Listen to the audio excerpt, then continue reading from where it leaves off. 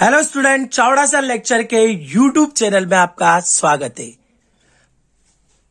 Pre board परीक्षा 2022 कक्षा 12वीं विषय हिंदी के प्रश्न बैंक का संपूर्ण हल, पूरा वीडियो आप एंड तक अच्छे से देखें। संपूर्ण हल अथवा सहित हम आपको इस वीडियो में देने वाले हैं। तो आइए शुरुआत करते हैं। पहले आपको पेपर के एक नजर दिखा देता हूं। पूरा पेपर आप लोग देख लीजिए। इसमें 6 सही विकल्प, 7 खाली स्थान दिए हुए हैं और जोड़ियां दी है। 6 जोड़ी है, 7 एक वाक्य है, 6 सत्य असत्य है और अन्य जो आपके लगातार प्रश्न है। इन सभी प्रश्नों के अथवा सहित उत्तर हमारे इस वीडियो में हम देने वाले हैं। बिल्कुल एंड तक आप वीडियो में बने रहिए। बिल्कुल जरा भी स्किप न कीजिए वीडियो को और एंड तक बने रहिएगा। प्रत्येक प्रश्न का उत्तर हम अथवा सहित देंगे। तो आइए शुरुआत करते हैं प्रश्न नंबर 1 से। प्रश्न नंबर 1 हमारा है, उषा का जादू टूटने का कारण क्या है? उषा का जादू टूटने का कारण क्या है? तो सूर्योदय है। चौके के गीले होने का भावार्थ क्या है? तो चौके के गीले होने का भावार्थ है नए जीवन का उदय, नए जीवन का उदय। सिल्वर वेडिंग कहानी की मूल संवेदना है। सिल्वर वेडिंग कहानी की मूल संवेदना है पीढ़ी का अंतराल। विज्ञान के क्षेत्र में काम कर रही भारत की संस्थाएं हैं। विज्ञान के क्षेत्र में काम कर रही भारत की संस्थाएं 3 हैं। विभावानुभाव, व्याभिचारी, संयोगात, रस निष्पत्ति। यह परिभाषा किसने दी है? तो ये भरत मुनि ने दी है। बात का धनी होना, मुहावरे का अर्थ, इसका मतलब है जुबान का पक्का होना। तो ये हमने आपको दे दिए 6 आपके सही विकल्प। इसके बाद हम देखते हैं रिक्त स्थान। शिरीष का फूल रचनाकार हजारी प्रसाद द्विवेदी। बगुलों के पुल पंख के रचनाकार उमा शंकर जोशी। कटुकी करण को भी कहते हैं, वो कहते हैं एनकोडिंग। आनंदा की पाठशाला से लगती थी 11 बजे से। राम मेहनत करता है, यह वाक्य है साधारण वाक्य। गद्य पद्य मिश्रित काव्य कहलाता है चंपू काव्य। और आधुनिक काल के जनक माने जाते हैं भारतेंदु हरिश्चंद्र। अब बात करते हैं जोड़ियों की। तो जोड़ी फणीश्वर नाथ रेणु के सामने आएगा हजारी प्रसाद द्विवेदी।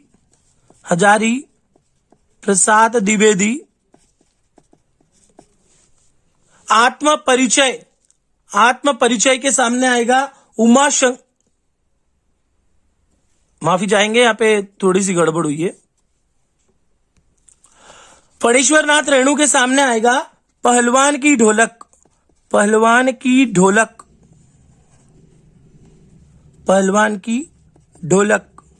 आत्म परिचय के सामने आएगा हरिवंश राय बच्चन। अतीत के पांव के सामने आएगा यात्रा वृत्तांत। इन तीनों के जो उत्तर है मैं आपको डायरेक्ट बता देता हूं, 5-6 के उत्तर बता देता हूं कि जो हमारा पहले में आएगा पहलवान की ढोलक, दूसरे में आएगा हरिवंश राय बच्चन, तीसरे में यात्रा वृत्तांत, शब्द गुण, 5वें में भाषा और 6ठे में 6 प्रकार। तो ये आपकी सही जोड़ी के राइट उत्तर हो जाएंगे। अब आगे बढ़ते हैं। आगे प्रश्न दे रखा है, राष्ट्रभाषा से आप क्या समझते हैं? कविता का पहला उपकरण क्या है? यशोधर बाबू ने मैट्रिक की परीक्षा किस स्कूल में पास की थी? मैं पढ़ लिखकर वकील बनूंगा और अछूतों के लिए कानून बनाऊंगा और छुआछूत को खत्म करूंगा। यह कथन किसका है? कविता पंख लगाकर कहां कहां उड़ सकती है? राजा ने लुट्टन से क्या कहा? और दोहे को उल्टा करने से कौन सा छंद बनता है? तो इन सभी के उत्तर आपकी स्क्रीन के सामने है। राजभाषा, जिसे भाषा में सरकारी काम होता है, राजभाषा कहलाती है। सेकेंड वाले में आएगा शब्द, तीसरे में आएगा रेमजे स्कूल अल्मोड़ा, चौथे में आएगा भीमराव अंबेडकर, 5वें में आएगा कविता कल्पना के पंख लगाकर उड़ सकती है, 6ठे में आएगा राजा ने कहां पे भेजा था? लुट्टन को, जाओ मेला देख कर आओ। और नेक्स्ट उसके बाद 7वें में आएगा सोरठा। आगे बढ़ते हैं। बात सत्य की करें तो आपका पहला, दूसरा, तीसरा तीनों सत्य है। पहला, दूसरा और तीसरा तीनों सत्य है। चौथा और पांचवा असत्य है और छठा सत्य है। चौथा पांचवा असत्य और छठा सत्य है। अब बात करते हैं प्रश्न उत्तरों की। लगातार अथवा सहित सारे प्रश्न उत्तर देखते हैं। प्रश्न नंबर 6 से कि प्रगतिवाद की 2 प्रवृत्तियां लिखिए और छायावाद की 2 प्रवृत्तियां लिखिए। तो प्रगतिवाद की 2 प्रवृत्तियां, पहली शोषित से सहानुभूति और दूसरा आर्थिक व सामाजिक समानता पर बल। और छायावाद की 2 प्रवृत्तियां, व्यक्तिवाद की प्रबलता और श्रृंगार की भावना। ये हो गया हमारा प्रश्न नंबर 6 के अथवा सहित उत्तर। प्रश्न नंबर 7वां देखते हैं। बच्चे किस बात की आशा से नीडों से झांक रहे थे? तो चिड़िया के जो बच्चे थे वो इस आशा से नीडों से झांक रहे थे कि उनके माता पिता उनके लिए दाना लेकर शीघ्र ही उनके पास आते होंगे तथा उनका पेट भरेंगे। इसके साथ ही अपने माता पिता का स्पर्श, स्नेहिल स्पर्श पाने के लिए प्रतीक्षा कर रहे थे। इस प्रश्न नंबर 7वें का अथवा देखते हैं। प्रश्न नंबर 7 का अथवा है, रचना के संदर्भ में अंधड़ और बीज क्या है? तो रचना के संदर्भ में अंधड़ का अर्थ है भावना का आवेग और बीज का अर्थ है विचार व अभिव्यक्ति। प्रश्न नंबर 8 देखते हैं। प्रश्न नंबर 8 है, कहानी और उपन्यास में अंतर और उसके अथवा में नाटक और एकांकी में अंतर।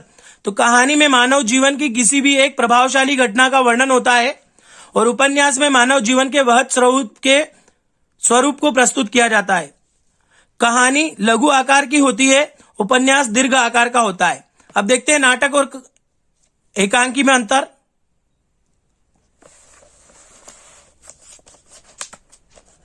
नाटक एवं एकांकी में अंतर। नाटक में कई अंक होते हैं, एकांकी में 1 अंक होता है।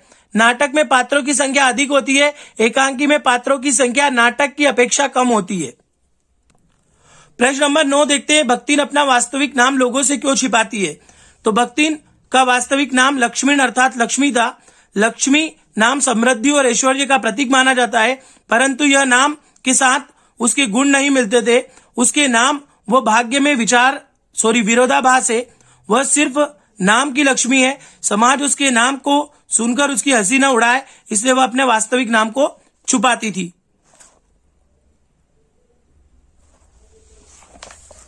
परचेजिंग पावर से क्या अभिप्राय है? परचेजिंग पावर, इसका अर्थ है पैसे की गर्मी अर्थात पैसे की बर्बादी। और आप लोगों ने देखा होगा बड़े बड़े मॉल में क्या होता है, वहां पे सामान को इस तरीके से सजाया जा सकता है कि ग्राहक न चाहते हुए भी उस सामान को खरीदने के लिए मजबूर हो जाए। तो वो परचेसिंग पावर है कि परचेसिंग पावर मतलब पैसे की गर्मी अर्थात पैसे की बर्बादी। तो ये प्रश्न नंबर 9 आप लोगों के कंप्लीट हो गए। अब देखते हैं प्रश्न नंबर 10वां। प्रश्न नंबर 10 दे रखा है, जूझ कहानी के आधार पर बतलाइए कि लेखक की मां ने पाठशाला जाने से में क्या सहायता की? तो लेखक की मां ने गांव के जमींदार दत्ताजी राव सरकार से बात की। उन्होंने आनंद के पिता को बुलाकर डांटा, तब बच्चे को पढ़ाने के लिए कहा। इस प्रकार उसकी मां ने सहायता की। मोहनजोदड़ो के घरों की 2 विशेषताएं, एक तो वहां पे मकान लाइन से बने हुए थे, पंक्तिबद्ध रूप में थे, और मकान की पीठ मुख्य सड़क की ओर तथा दरवाजे गलियों की तरफ खुलते थे। ये हो गया प्रश्न नंबर 10। अगला देखते हैं प्रश्न नंबर 11। प्रश्न नंबर 11 है, बिंब क्या है? कविता में बिंब का क्या कार्य है? बिंब का अर्थ है मूर्त रूप प्रदान करना। कविता में बिंब एक ऐसा भावनात्मक चित्र है जो रूपक आदि का आधार ग्रहण कर भावनाओं को तीव्र करता है और बिंब काव्य अनुभूति को पाठक से कारागार करा देता है। इसका अथवा देखते हैं। तो उसका अथवा उत्तर है, फीचर किसे कहते हैं? फीचर एक सुव्यवस्थित, सृजनात्मक और आत्मनिष्ठ लेखन है जिसका उद्देश्य पाठकों को सूचना देने, शिक्षित करने के साथ मुख्य रूप से उनका मनोरंजन करना होता है, फीचर कहलाता है। अगला प्रश्न देखते हैं। प्रश्न नंबर 13 है, अभिधा शब्द शक्ति की परिभाषा उदाहरण सहित लिखिए। तो जिस शक्ति के माध्यम से प्रचलित अर्थ का ज्ञान हो उसे अभिधा शब्द शक्ति कहते हैं। उदाहरण, गाय बड़ा उपयोगी पशु है। इसका अथवा देखते हैं, संचारी भाव किसे कहते हैं? तो प्रश्न नंबर 12 का अथवा है, संचारी भाव किसे कहते हैं? किन्हीं 4 संचारी भावों के नाम लिखिए। तो आश्रय के चित्त में उत्पन्न होने वाले अस्थिर मनोविकारों को संचारी भाव कहते हैं। काव्य मनीषियों ने इनकी संख्या 33 मानी है। चार संचारी भावों के नाम है आलस्य, चिंता, शंका, ग्लानि। आगे देखते हैं प्रश्न क्रमांक 13, सवेय छंद की परिभाषा उदाहरण सहित लिखिए। यह एक वर्णिक छंद है, इसमें 4 चरण होते हैं। इसके प्रत्येक चरण में 22 से लेकर 26 तक मात्राएं होती है। उदाहरण शेष, महेश, गणेश, दिनेश, सुरेश, जाहि निरंतर ध्यावे, जाहि अनादि अनंत अखंड अछेद अभेद सुवेद बतावे, नारद से सुख व्यास रहे पची हाय तऊ पुनि पार न पावे, ताही अहिर की छोहरिया छैया भरी छा में नाच न पावे, नाच न चावे। तो इसमें प्रत्येक चरण में 23 वर्ण, अतः इसे सवैया कहते हैं। इसका जो अथवा है भ्रांतिमान अलंकार की परिभाषा, जब भ्रमवश जब एक वस्तु को दूसरी वस्तु समझ लिया जाए तो क्या कहलाती है? भ्रांतिमान अलंकार कहलाता है। समझू तुम्हें घनश्याम हरि, नाच उठे वन मोर, पाव महावर देन को नाइन बेटी आए, फिरी फिरी जानी महावरी एड़ी मिड़ित जाए। ये इसका उदाहरण हो जाएगा। अगला प्रश्न देखते हैं, प्रश्न नंबर 14 भाव पल्लवन। प्रश्न नंबर 14 भाव पल्लवन कर दीजिए। मुल्क बदल जाए, वतन तो वतन होता है। इस सूक्ति वाक्य में देश प्रेम की भावना को व्यक्त किया गया है। व्यक्ति को कार्यवश किसी दूसरे देश में जाना पड़ सकता है और दूसरे देश जाने का उद्देश्य व्यापार, रोजगार, पर्यटन आदि हो सकता है। वहां पर वह निवास करता है, लेकिन जो लगाव वह अपने वतन, जहां पर वह जन्मा, पढ़ लिख कर बड़ा हुआ, अपने परिवार के बीच में रहा, उसे सदैव याद आते रहते हैं। अपने वतन की सभ्यता, संस्कृति, रीति रिवाज, उत्सव उसे भूलते नहीं। इसलिए कहा गया है मुल्क बदल जाए, वतन तो वतन होता है। अगला प्रश्न है, प्रत्यय और उपसर्ग में अंतर लिखते हुए एक एक उदाहरण दीजिए। नेक्स्ट है प्रत्यय और उपसर्ग में अंतर। उपसर्ग सार्थक शब्द से पहले जुड़कर एक नए शब्द का निर्माण करता है, उपसर्ग कहलाता है। जैसे प्रधनहार बराबर प्रहार। प्रत्यय सार्थक शब्द के बाद जुड़कर एक नए शब्द का निर्माण करता है, जैसे अमरधनता, अमरता। तो ये हो गया आपका प्रश्न नंबर 14 का अथवा। अब देखते हैं प्रश्न नंबर 15।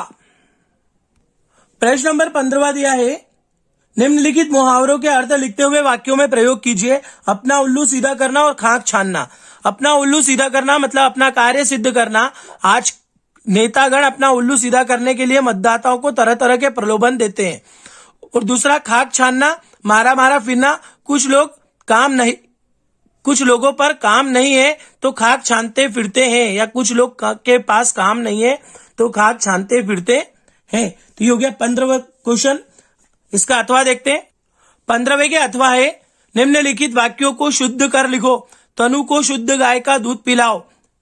तनु को गाय का शुद्ध दूध पिलाओ। घर में चाय केवल नाम को बची है। घर में चाय नाम मात्र को बची है। ये हो गया 15वां प्रश्न। प्रश्न नंबर 16 देखते हैं।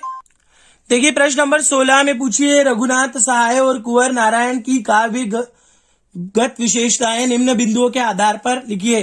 तो काव्यगत विशेषताएं दे रहे हैं हम। रचनाएं सीढ़ियों पर धूप में और आत्महत्या के विरुद्ध, ये 2 रचनाएं हैं।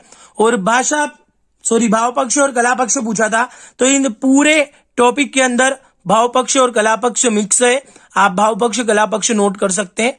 इसके बाद देखते हैं कुंवर नारायण की काव्यगत विशेषताएं।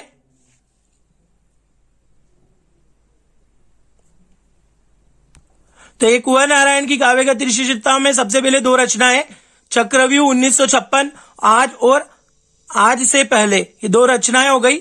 उसके बाद इसी में से आप भाव पक्ष कला पक्ष लिख सकते हैं। ये हमारा प्रश्न नंबर 16 कंप्लीट हुआ। प्रश्न नंबर 17 देखते हैं। हजारी प्रसाद द्विवेदी और फणीश्वर नाथ रेणु की साहित्य विशेषताएं। तो ये फणीश्वर नाथ रेणु की साहित्यिक विशेषताएं में सबसे पहले रचनाएं मेला आंचल और आदिम रात्रि की महक, और भाषा शैली का पूरा टॉपिक आपके सामने है। यहाँ पे आप इसको आगे उन्हें लिख रखा है, चित्रात्मक के साथ साथ वर्णात्मक, संवादात्मक तथा आत्मपरकता के दर्शन होते हैं। और भी मैं आगे इसका बता देता हूं आप लोगों को, यहां तक का स्क्रीनशॉट आप ले सकते हैं। इसके बाद देखते हैं, इसके बाद आप उसको यहां तक नोट कर लेना। ये हो गया आपका फणीश्वर नाथ रेणुका। इसके बाद देखते हैं हम हजारी प्रसाद द्विवेदी में।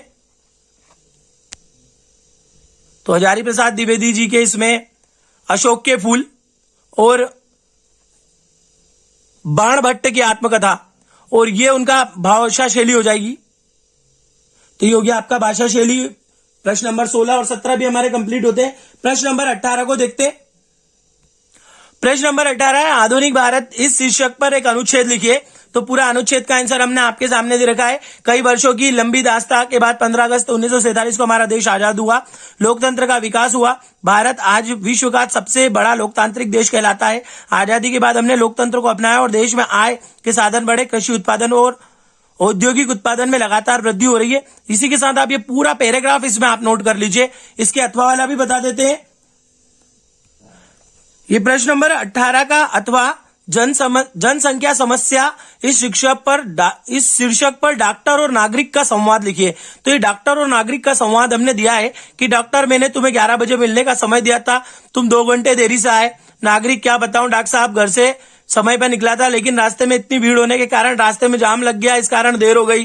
डॉक्टर, यह अधिक जनसंख्या की समस्या है, लोग समझदार होने कर भी इस समस्या पर ध्यान नहीं दे रहे। नागरिक, पढ़ी लिखे लोगों को, तो ये पूरा आप लोग समझ सकते हो, मन से भी लिखेगे तो भी चल जाएगा। ठीक है, ये हो गया हमारा प्रश्न नंबर 18। प्रश्न नंबर 19 देखते हैं। प्रश्न नंबर 19 आपका अपठित गद्यांश है। इस अपठित गद्यांश के अंदर उनने नीचे दिए गए प्रश्नों के उत्तर लिखने हैं, वो बताने हैं। तो मैं आपको वो बता देता हूं। उत्तर 3 बातें पूछी गई थी इसमें। पहला, इसका उचित शीर्षक। दूसरा, निष्प्राण पत्थर को कैसे जीवंत बनाया जा सके, और व्यक्तित्व में विशेषता कब अर्थपूर्ण हो जाती है। तो पहले का उत्तर है संस्कृति, दूसरे का संस्कृति के कारण निष्प्राण पत्थर को जीवंत बनाया जा सकता है, और तीसरा, साधन और साध्य में एकरूपता होने पर ही व्यक्तित्व में विशेषताएं अर्थपूर्ण समझी जा सकती है। इसके बाद जो है अगला भी दे रहे आह्वान है तुझको, मस्त हो रहे मेघ काले उठ रही, ये वाले का भी, इसमें भी 3 प्रश्न पूछे गए हैं। तो इसके भी तीनों प्रश्नों के उत्तर आपके सामने। शीर्षक है साहस, कवि नाश की पट भूमिका पर चित्र अंकित करना चाहता है, और कवि तूफान के प्रबलतम जोर अर्थात विपरीत परिस्थितियों में व्यक्ति के धैर्य को आजमाने की बात कह रहा है। यह हमारा हो गया प्रश्न नंबर 19। प्रश्न नंबर 20 की बात करें तो उसमें संदर्भ प्रसंग की व्याख्या है। तो प्रश्न नंबर 20 की बात करते हैं। प्रश्न नंबर 20 है हमारा, और इसके संदर्भ प्रसंग व्याख्या आप लोगों की ये रही। संदर्भ प्रसंग व्याख्या आपकी स्क्रीन के सामने है, इसको भी आप नोट कर लें। इसके अथवा वाले की भी बता देते हैं। वो उसमें आप लोगों का जो 21वां प्रश्न है, उस 21वें प्रश्न में जोर जबरदस्ती वाला क्वेश्चन है, जो भी मैंने आपको बताया था। 20वें में 20वां क्वेश्चन जो है वो जोर जबरदस्ती बात की चूड़ी मर गई और वह भाषा में बेकार घूमने लग गई, ये वाला है। तो इसका जो संदर्भ है वो संदर्भ मैं आपको बता देता हूं। पहले आप इसका पद्यांश और काव्यगत विशेषताएं लिख लीजिए। इसका जो संदर्भ है जोर जबरदस्ती वाले का, वो हमारी पाठ्य पुस्तक के आरोह से लिया गया है, और इस पाठ का नाम है बात सीधी थी पर से लिया गया है, और इसके रचयिता कुंवर नारायण है। कुंवर नारायण इसके रचयिता है।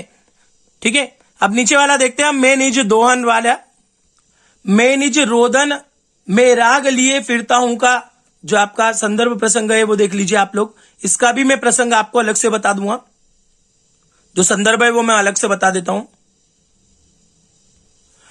तो इस बाद वाले का, मैं निज रोदन वाले का जो संदर्भ है वो है, प्रस्तुत पंक्तियां हमारी पाठ्य पुस्तक आरोह भाग 2 में संकलित कविता आत्म परिचय से ली गई है, और इसके रचयिता है हरिवंश राय बच्चन। आगे देखते हैं। और प्रश्न नंबर 21 है, मैं प्रायः सोचती हूं कि जब ऐसा बुलावा आ पहुंचेगा। इसका संदर्भ प्रसंग देखिए, संदर्भ प्रसंग व्याख्या। इसके बाद इससे यह तो हो सकता है वाले का देखिए,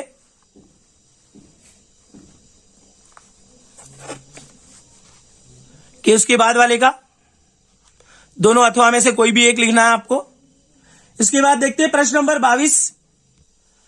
तो प्रश्न नंबर 22 है, अपने जिलाधीश महोदय को ध्वनि विस्तारक यंत्र पर रोक लगाने हेतु आवेदन पत्र देना है। मतलब लाउड स्पीकर की एप्लीकेशन लिखना है आपको। आप आसानी से लाउड स्पीकर की एप्लीकेशन लिख भी सकते हैं, उसमें कोई दिक्कत वाली बात नहीं है। और इसके बाद दे रखा है अपने पिताजी को पढ़ाई के संबंध में विस्तृत जानकारी देते हुए पत्र लिखिए। तो ये पत्र मैं आप लोगों को इसमें बता देता हूं कि कैसे लिखा।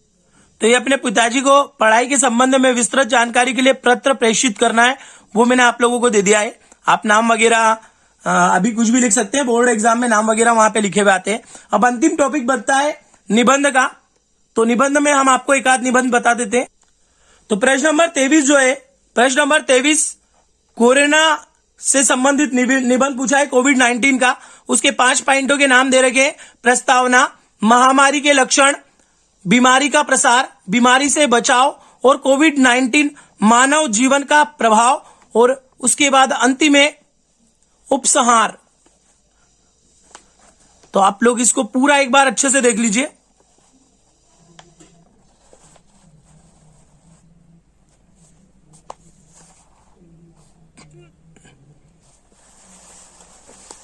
इसके अतिरिक्त भी आप चाहे तो दूसरा निबंध भी अपने मन से लिख सकते हैं, अगर आपको याद हो तो।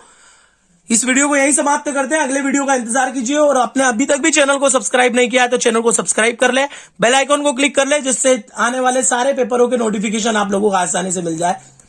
इस वीडियो को यहीं समाप्त करते हैं। धन्यवाद।